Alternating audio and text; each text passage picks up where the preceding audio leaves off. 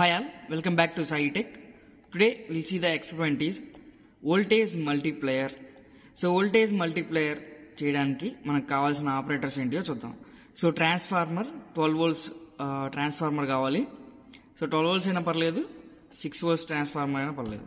So PN junction diodes 4, capacitors 22 μF capacitors 4 కావాలి. So multimeter, connecting wires, breadboard. ఛానల్ని first time చూస్తున్న వాళ్ళు subscribe చేయండి.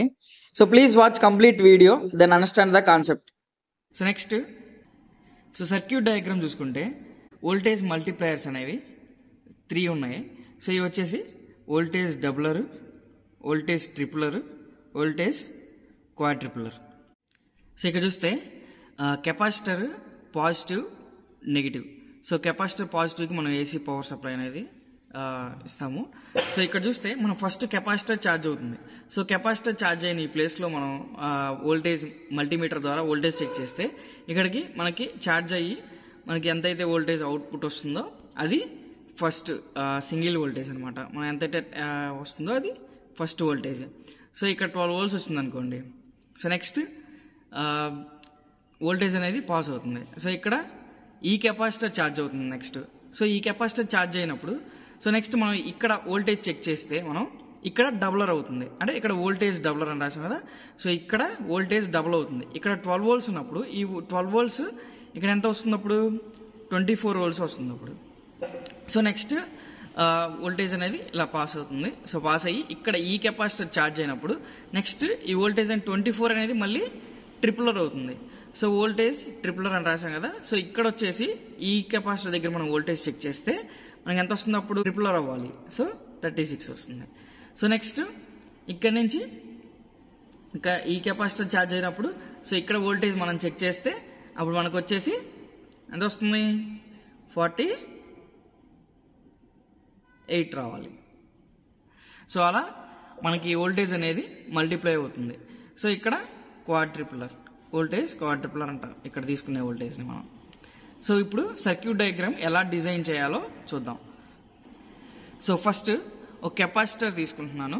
So capacitor, so ఇది వచ్చేసి capacitor. So capacitor long terminal వచ్చేసి పాజిటివ్ టెర్మినల్, షార్ట్ టెర్మినల్ ఏదైతే ఉంటుందో అది నెగిటివ్ టెర్మినల్.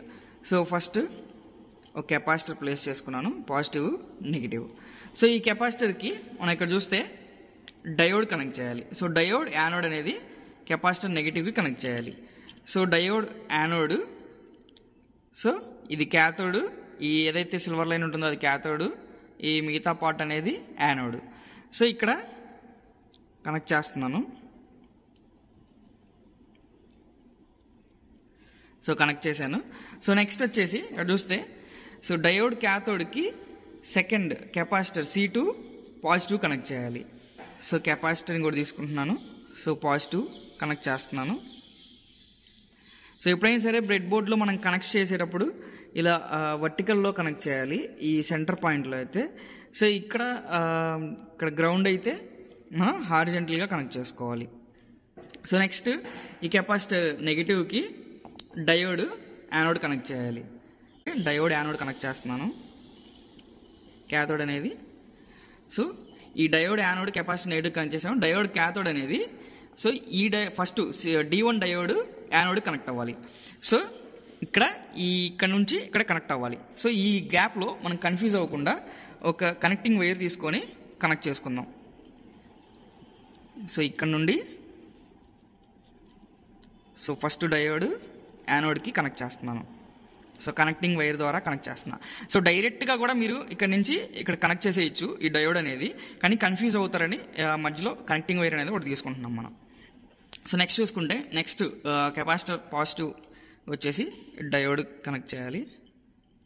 సో డయోడ్ నుంచి పక్కన ప్లేస్ చేసుకుంటున్నాను కెపాసిటర్ని.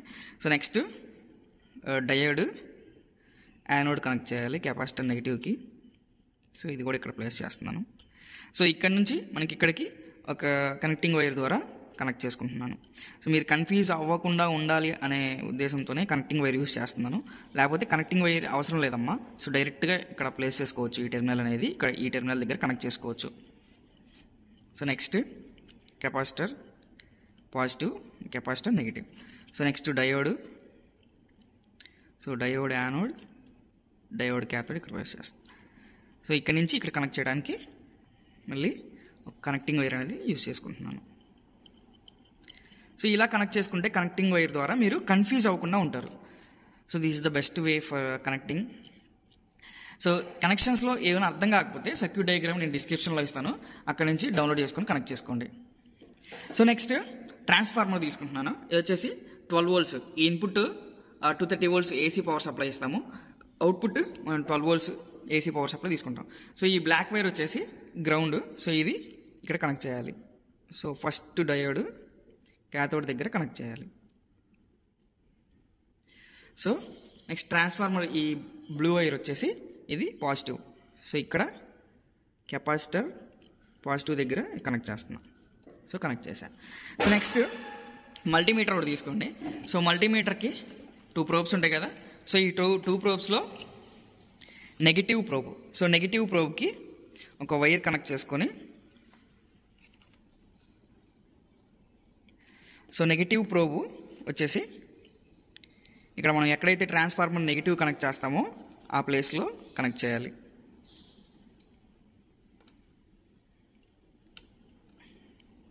సో నెగిటివ్ దగ్గర ట్రాన్స్ఫార్మర్ నెగిటివ్ ఎక్కడైతే కనెక్ట్ చేస్తామో అక్కడ కనెక్ట్ చేయాలి. సో నెక్స్ట్ మల్టీమీటర్ ఆన్ చేస్తున్నాను. సో మల్టీమీటర్ ఆన్ చేసి డీసీ పవర్లో సెట్ చేసుకున్నాను, 200 voltageలో సెట్ చేసుకున్నాను. సో ఈ వచ్చేసి మల్టీమీటర్ పాజిటివ్ ప్రోబ్. సో ఈ ప్రోబ్తో మనం చెక్ చేయాలి ఇప్పుడు వోల్టేజ్ అనేది. సో ఫస్ట్ ఏం చెప్పాను, ఈ డయోడ్ కెపాసిటర్ నెగిటివ్ దగ్గర మనం చెక్ చేస్తే ఇక్కడ వోల్టేజ్ మనకి ఎంత వోల్టేజ్ వస్తుంది అనేది చూడొచ్చు. సో ఫస్ట్ ఇక్కడ చెక్ చేస్తే మనకి 17 voltage వస్తుంది స్టార్టింగ్. సో ఈ 17 voltage అనేది మనకి మల్టిప్లై అవుతూ వెళ్ళాలి. సో డబులరు, ట్రిపులరు, క్వాడరు మనకి మల్టిప్లై అవుతూ వెళ్ళాలి. సో ఫస్ట్ ఇక్కడ చెక్ చేసాము, ఇక్కడ చెక్ చేసినప్పుడు 17 వస్తుంది. సో నెక్స్ట్ ఈ కెపాసిటర్ ఛార్జ్ అవుతుంది. సో ఈ కెపాసిటర్ ఛార్జ్ అయిన తర్వాత ఇక్కడ చెక్ చేస్తే మీరు 17 వచ్చేసి 34. సో మల్టిప్లై అయింది కదా. సో మల్టిప్లై అయింది. సో నెక్స్ట్ సో ఈ కెపాసిటర్ దగ్గర, సో ఇక్కడ నుంచి ఈ కెపాసిటర్ దగ్గర నుంచి ఈ కెపాసిటర్ ఛార్జ్ అవుతుంది. సో నెక్స్ట్ ఇక్కడ చెక్ చేసుకుంటే మనం, సో చూసుకోండి 34 + 17, సో 51.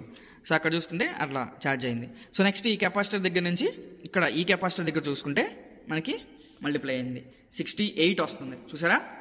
సో దీన్ని బట్టి ఇక్కడ మనం మల్టిప్లై సర్క్యూట్ అనేది సక్సెస్ఫుల్గా మనం అబ్జర్వ్ చేసాం. So thank you. ఇక్కడ డిస్క్రిప్షన్లో లింక్ ఇస్తాను సర్క్యూట్ డయాగ్రాము. సో అక్కడ నుంచి డౌన్లోడ్ చేసుకొని కనెక్ట్ చేసుకోండి. So thank you for watching. Please like, share, subscribe.